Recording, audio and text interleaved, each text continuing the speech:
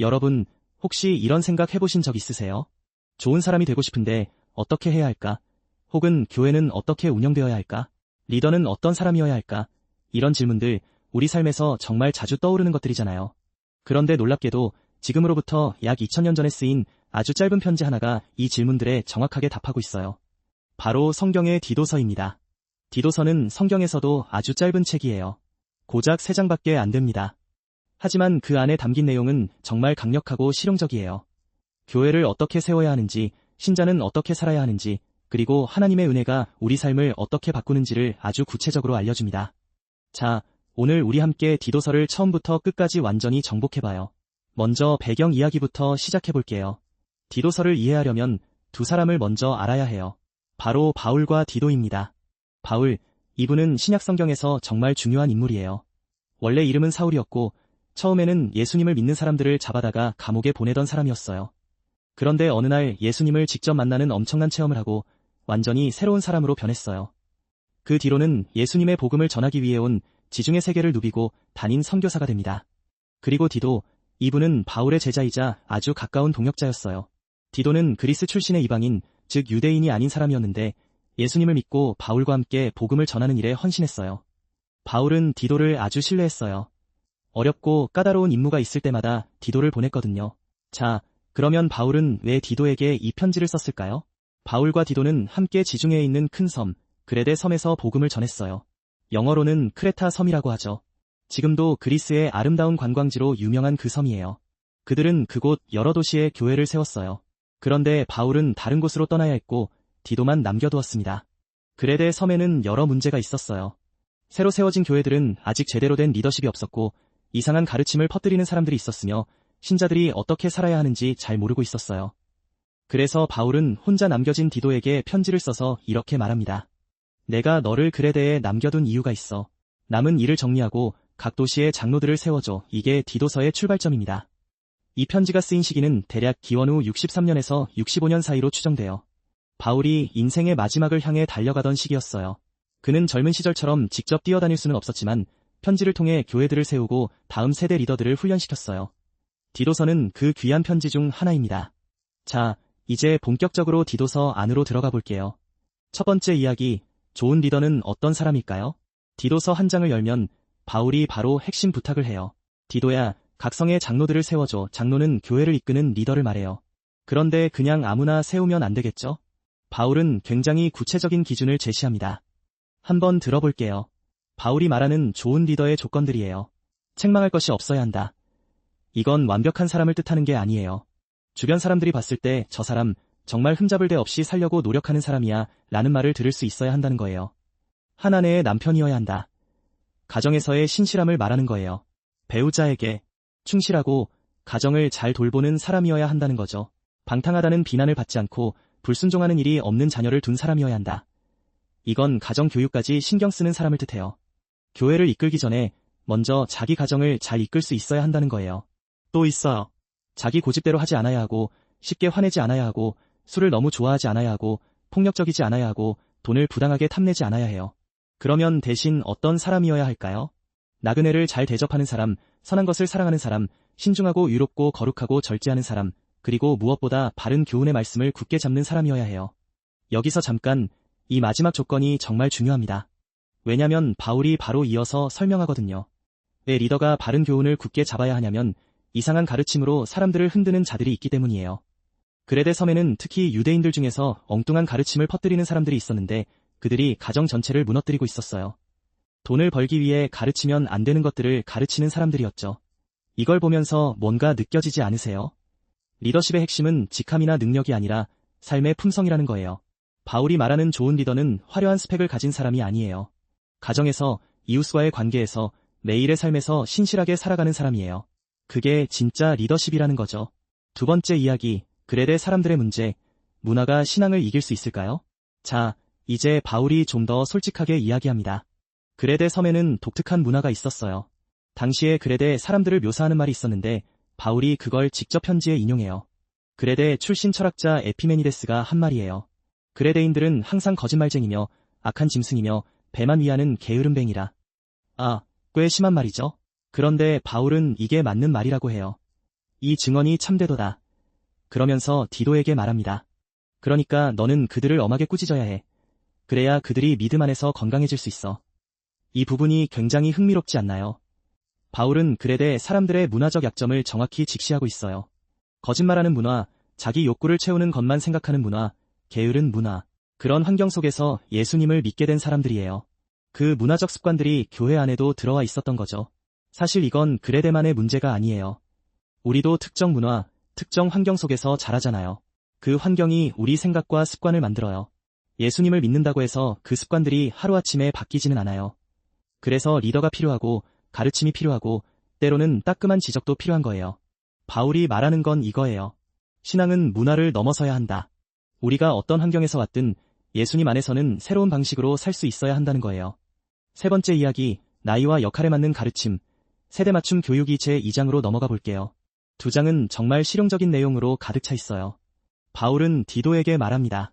너는 바른 교훈에 합당한 것을 말하라. 그러면서 교회 안에 각 그룹마다 다른 가르침을 줘요. 마치 개인 맞춤 처방전 같은 거예요. 먼저 나이 든 남성들에게 절제하며 경건하며 신중하며 믿음과 사랑과 인내가 온전한 사람이 되라고 해요. 나이가 들수록 인생 경험이 쌓이는데 그게 지혜로 나타나야 한다는 거예요. 그 다음 나이 든 여성들에게 행동거지가 거룩하고 다른 사람을 험담하지 않고 술에 빠지지 않으며 좋은 것을 가르치는 사람이 되어야 한다고 해요. 특히 여기서 바울은 이 나이 든 여성들이 젊은 여성들을 가르쳐야 한다고 말해요. 신앙의 선배로서 후배를 돌보는 역할이 있다는 거죠. 그러면 젊은 여성들에게는 뭘 가르쳐야 할까요? 남편과 자녀를 사랑하며 신중하고 순결하며 집안일에 충실하고 남편에게 복종하는 것이라고 해요. 이 부분에서 현대 독자들이 조금 당황할 수도 있어요. 너무 옛날 방식 아닌가 싶을 수도 있죠. 하지만 이 말의 핵심은 책임과 사랑을 다하는 삶이에요. 당시 문화에서 가정은 삶의 중심이었고 그 안에서 신실하게 살아가는 것 자체가 복음을 보여주는 방식이었어요. 그 다음 젊은 남성들에게는 뭐라고 할까요? 딱 한마디예요. 신중하라. 이거 하나가 다예요. 왜냐면 젊은 남성들의 가장 큰 문제는 충동적으로 행동하고 자기 욕구에 따라 움직이는 거거든요. 신중함, 자기 통제, 이게 젊은 남성들에게 가장 필요한 덕목이라는 거죠. 그런데 바울은 디도 본인에게도 말해요. 내 자신이 범사에 선한 일의 본을 보여라. 가르치기 전에 먼저 내 삶으로 보여줘야 한다는 거예요. 그리고 또 있어요. 종으로 있는 사람들, 즉 당시 사회에서 낮은 위치에 있는 사람들에게도 바울은 말합니다. 주인에게 복종하고 성실하게 일하고 맞받아치지 말고 성실하라고요. 왜냐면 우리의 삶이 곧 복음이기 때문이에요. 사람들이 우리의 행동을 보고 하나님을 판단한다는 거죠. 자, 이 대목에서 우리에게 던지는 질문이 있어요. 나는 나의 위치에서, 나의 역할에서 신실하게 살고 있는가? 내가 학생이면 학생답게, 부모면 부모답게, 직장인이면 직장인답게 그 자리에서 최선을 다하는 것, 그게 바로 복음을 살아내는 거라는 거예요. 네 번째 이야기, 하나님의 은혜가 선생님이다. 자, 2장에서 제가 가장 좋아하는 부분이 나왔어요. 11절에서 14절입니다. 이 부분은 정말 아름다워서 천천히 음미하면서 가볼게요. 모든 사람에게 구원을 주시는 하나님의 은혜가 나타났도다. 여기서 시작해요. 하나님의 은혜가 나타났다고요. 이게 무슨 뜻이냐면 예수님이 이 세상에 오셨다는 거예요. 그리고 그 은혜가 모든 사람에게 주어졌어요. 특별한 사람만 받는 게 아니에요.